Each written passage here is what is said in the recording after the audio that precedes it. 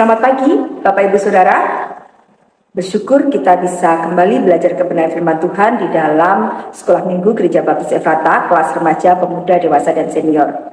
Hari ini kita belajar dari pelajaran yang kedua dari buku baru kita di triwulan yang kedua dengan judul Menjalani Hidup Kudus sebagai Tanda Ketaatan.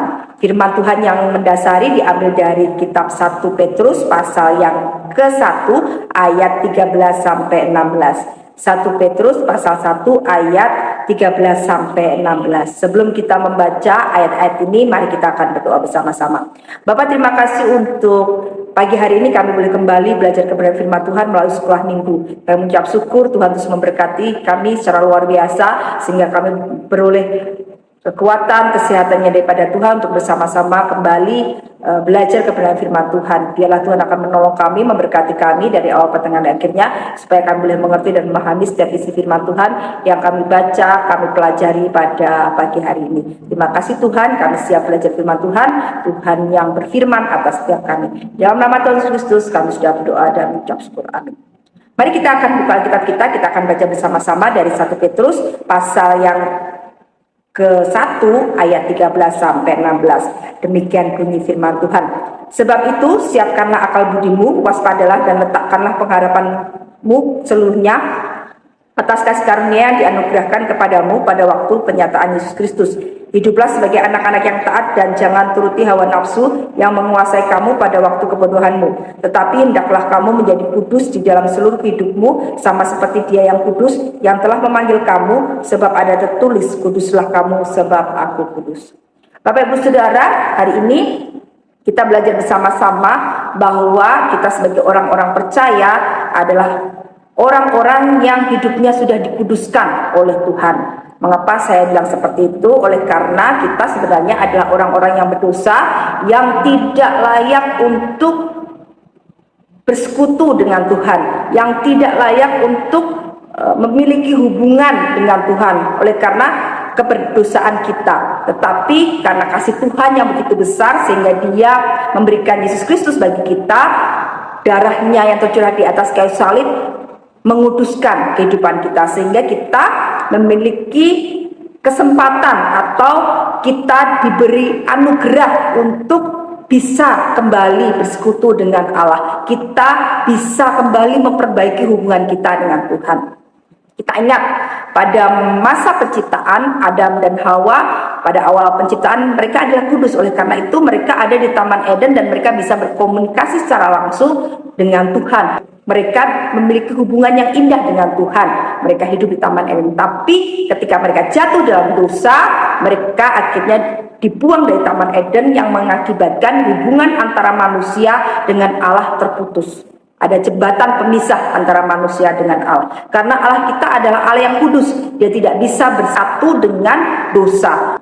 Oleh karena itu, Adam dan Hawa akhirnya tidak boleh terus ada di dalam Taman Eden, dan Taman Eden pun dijaga oleh malaikat Tuhan supaya tidak ada satupun manusia yang masuk ke dalam Taman Eden, karena manusia sudah tidak lagi bisa bersekutu dengan Allah oleh karena ada jurang pemisah, yaitu dosa yang sudah dilakukan oleh manusia.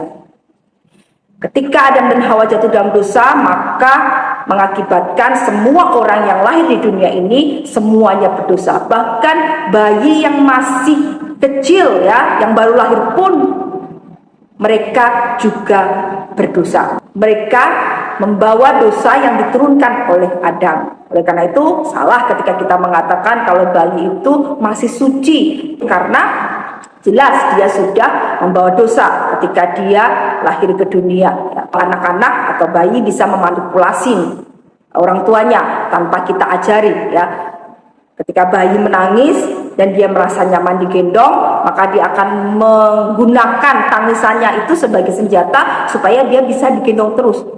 Walaupun mungkin dia dalam kondisi nyaman meskipun tidak digendong, tapi karena keinginannya untuk bisa digendong oleh mamanya atau papanya, akhirnya dia menangis menangis supaya mama papanya menggendong dia Itu sesuatu yang tidak kita ajarkan kepada bayi yang baru lahir, tetapi mereka mengerti bahwa ketika saya menangis, maka saya akan mendapat perhatian lebih dari orang tua saya dengan menggendong saya.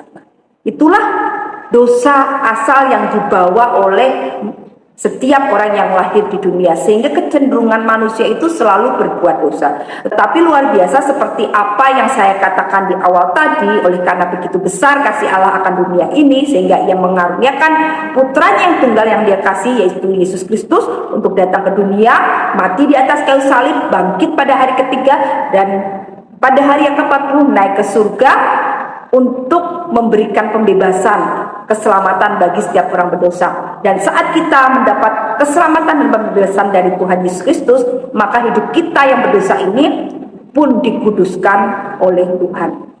Nah, ketika kita sudah menerima keselamatan dan hidup kita dikuduskan oleh darah Yesus, apa yang kita lakukan? Apakah kita hidup seenak kita sendiri? Ya, Tuhan sudah mengampuni saya, Tuhan sudah menganugerahkan pengampunan dosa dulu, sekarang, dan selamanya. Berarti saya bebas dong berbuat semau saya mau membicarakan orang, saya mau menipu orang, saya mau berbohong. Kan Tuhan sudah mengampuni saya. Apakah kita memiliki pola pikir seperti itu? Jangan sampai kita terjebak dengan ajaran hyper grace, ya, di mana bahwa mereka mempercayai ketika mereka hidup seenak mereka sendiri dan mereka tidak berusaha hidup taat kepada Tuhan, ada anugerah pengampunan yang besar, ya. Tetapi sebagai orang-orang Kristen, orang-orang percaya yang sungguh-sungguh percaya kepada Tuhan Yesus Kristus, pola pikir itu pasti tidak akan ada di dalam pikiran dan hati kita.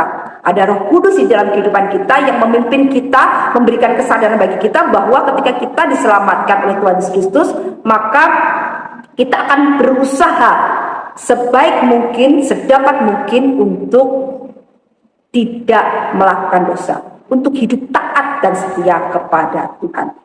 Demikian pula di dalam kekudusan. Ketika kita benar-benar percaya kepada Tuhan Yesus Kristus, kesadaran dalam diri kita oleh karena pimpinan Roh Kudus akan menolong kita untuk berusaha semampu kita hidup kudus di hadapan Tuhan. Apa yang harus kita lakukan supaya kita bisa hidup kudus di hadapan Tuhan? Berusaha menjalani itu dalam kehidupan kita. Rasul Petrus menasihatkan yang pertama adalah bahwa kita harus menyiapkan akal budi kita. Pada ayat 13 jelas sekali dikatakan, sebab itu siapkanlah akal budimu, waspadalah dan letakkanlah pengharapanmu seluruhnya atas kasih karunia yang dianugerahkan kepadamu pada waktu penyataan Yesus Kristus. Jadi kita harus menyiapkan akal budi kita. Menyiapkan artinya dalam waktu dekat, waktu panjang, dalam situasi apapun kita siap, ya. Jadi kita selalu berjaga-jaga, ya. Kita lihat tentara ketika mereka siap untuk berperang, dalam keadaan tidak perang, tidak ada musuh pun mereka tetap siap untuk berperang. Jadi mereka selalu berjaga-jaga ketika ada lawan, ada musuh yang tiba-tiba menyerang, mereka siap untuk menghadapinya.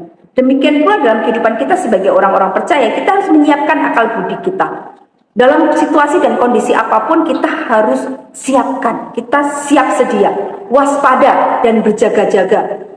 Dengan apa? Dengan terus membaca kebenaran firman Tuhan, bergumul dengan firman Tuhan, merenungkan, menyimpannya dalam hati dan melakukannya dalam kehidupan kita. Akal budi kita adalah pikiran, perasaan, seluruh jiwa kita hanya tertuju kepada kebenaran firman Tuhan. Itulah yang menolong kita untuk kita terus bisa bersiap menghadapi godaan si iblis. Karena semakin hari dunia tidak semakin benar, tetapi semakin hari dunia semakin jahat. Semakin banyak godaan datang menghampiri kita. Kalau dulu berita dan sesuatu hal itu datang tidak secepat zaman sekarang, ya. Sekarang ada kecelakaan di suatu tempat gitu, ya, atau gempa bumi di suatu tempat, dan hitungan berapa detik gitu sudah bisa kita tahu beritanya. Dari mana? Dari HP kita, ya. Dari HP kita, kita bisa mendapatkan segala macam informasi. Dari HP kita, kita bisa melihat segala sesuatu yang benar dan juga tidak benar. Jadi kita harus siap sedia dengan akal budi kita, ya. Nah, ketika kita sudah menyiapkan akal budi kita, maka akan menolong kita untuk bisa hidup taat melawan hawa nafsu. Saat hikmat Tuhan ada di dalam kehidupan kita, memenuhi kehidupan kita, pimpinan Roh Kudus senantiasa mengingatkan kita, kita bisa memilih hal-hal yang benar sesuai dengan firman Tuhan. Tidak memilih hal-hal yang tidak benar dan bagi kita menyenangkan diri kita, ya. Kita bisa menahan hawa nafsu kita ketika kita menggunakan akal budi kita yang dipenuhi oleh firman Tuhan. Ketika ada pencobaan, ada pergumulan, ada permasalahan yang bisa saja membawa kita jatuh dalam dosa. Saat kita berpikiran tidak benar tentang orang lain, kita diingatkan oleh akal budi kita yang siap bahwa jangan melakukan itu, ya. Doakan, berkati. Ketika kita di jalan, mungkin kita emosi, ya. Firman Tuhan yang ada di dalam pikiran dan akal budi kita mengingatkan harus mengampuni, harus sabar. Kemudian apalagi ketika kita diperhadapkan dengan berbagai macam makanan yang seharusnya kita tidak boleh makan, tetapi di situ disiapkan, firman Tuhan dan Kudus mengingatkan kita dengan akal budi kita bahwa tidak boleh makan itu. Kamu sedang diet, kamu sedang menghindari makanan itu untuk kesehatan. Jadi kita bisa membatasi diri kita, mengendalikan hawa nafsu kita oleh pimpinan akal budi kita yang kita serahkan sepenuhnya kepada pimpinan Roh Kudus. Dan ketika kita sudah bisa taat untuk hidup tidak sesuai dengan hawa nafsu kita, tidak dengan keinginan kita sendiri, maka kita bisa hidup taat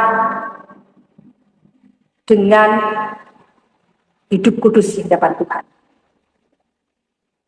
Memang susah, tetapi mari kita usahakan bersama-sama. Hidup kudus di hadapan Tuhan bukan hanya perkara tentang persinahan, bukan hanya perkara tentang hubungan suami istri, tetapi hidup kudus adalah hidup seturut dengan apa yang Tuhan firmankan untuk kita lakukan. Ketika kita menipu orang, berarti kita sudah tidak hidup kudus di hadapan Tuhan. Ketika kita berbohong, kita sudah tidak hidup kudus di hadapan Tuhan. Ketika kita membicarakan orang, bergosip, menjelek-jelekan orang, itu berarti kita sudah tidak hidup kudus di hadapan Tuhan. Mari kita bersama-sama mengendalikan hawa nafsu kita dengan akal budi kita yang kita siapkan setiap waktu melalui pembacaan firman Tuhan, renungan firman Tuhan, untuk senantiasa hidup kudus di hadapan Tuhan. Ketika ada orang-orang yang menarik kita untuk melakukan hal-hal yang tidak sesuai dengan firman Tuhan, kita bisa menolak dengan baik, ya, dan mengatakan bahwa maaf, saya tidak bisa melakukan itu oleh karena saya anak Tuhan dan saya harus hidup sesuai dengan firman Tuhan. Ketika ada orang-orang yang mengajak kita memfitnah orang, menggosipkan orang, atau bahkan mengajak kita untuk menipu orang, kita bisa menolak itu semuanya oleh karena akal budi kita yang sudah siap menolong kita mengendalikan hawa nafsu kita, sehingga kita bisa mengatakan tidak kepada setiap perbuatan dosa. Jadi Bapak Ibu Saudara, mari berusaha bersama-sama. Mudah? Tidak mudah. Saya sedang berjuang, Bapak Ibu Saudara juga berjuang bersama saya. Dengan bersama-sama menyerahkan kehidupan kita, akal budi kita kepada pimpinan Roh Kudus. Terus-menerus bergumul dengan firman Tuhan, membaca dan merenungkan kebenaran firman Tuhan di dalam kehidupan kita. Itulah yang akan mengarahkan kita, menuntun kita kepada kebenaran Tuhan, dan pada akhirnya kita bisa hidup kudus di hadapan Tuhan. Selama kita di dunia, kita adalah orang-orang yang sedang diproses untuk menjadi kudus sempurna. Ketika Tuhan memanggil kita, kita pun sudah menjadi orang yang benar-benar kudus bersama Tuhan. Ya. Selama kita di dunia, mari kita berusaha. Ya. Kadang-kala mungkin jatuh, kadang-kala terpeleset, tetapi mari kita bangkit lagi, kita berusaha lagi.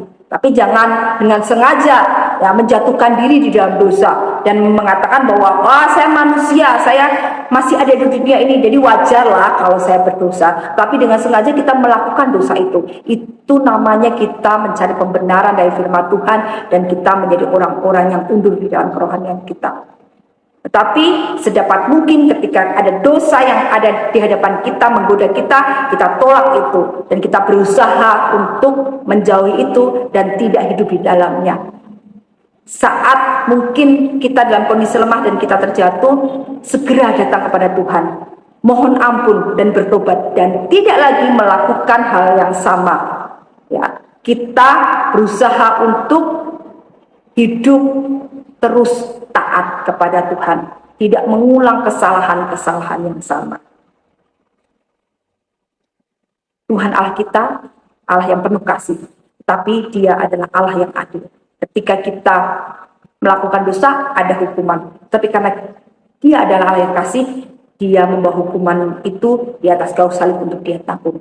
Sebagai ucapan syukur kita harus hidup taat, hidup kudus di hadapannya, sedapat mungkin melakukan itu di dalam kehidupan kita. Mari berusaha bersama-sama, mari berjuang bersama-sama. Amin. Mari kita berdoa. Bapak, terima kasih untuk pembelajaranmu hari ini. Kami mengucap syukur, kami boleh diingatkan sebagai anak-anak Tuhan yang percaya sepenuhnya kepada Tuhan Yesus Kristus sebagai Tuhan dan Juru Selamat kami hidup.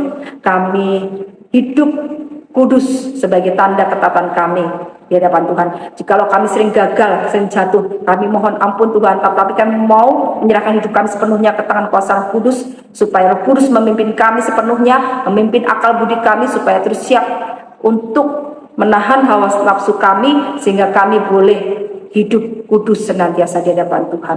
Terus bimbing dan tolong kami Tuhan, mampukan kami, karena kami tahu bahwa kami tidak bisa melakukan sendiri. Kami butuh pertolongan-Mu Tuhan untuk senantiasa hidup kudus di hadapan-Mu. Terima kasih Bapa untuk hari ini. Kami mengucap syukur untuk pembelajaran yang luar biasa yang boleh kami terima. Ampuni segala dosa dan kesalahan kami. Dalam nama Tuhan Kristus kami sudah berdoa dan mengucap syukur. Amin. Selamat pagi Bapak Ibu Saudara. Tuhan Yesus memberkati.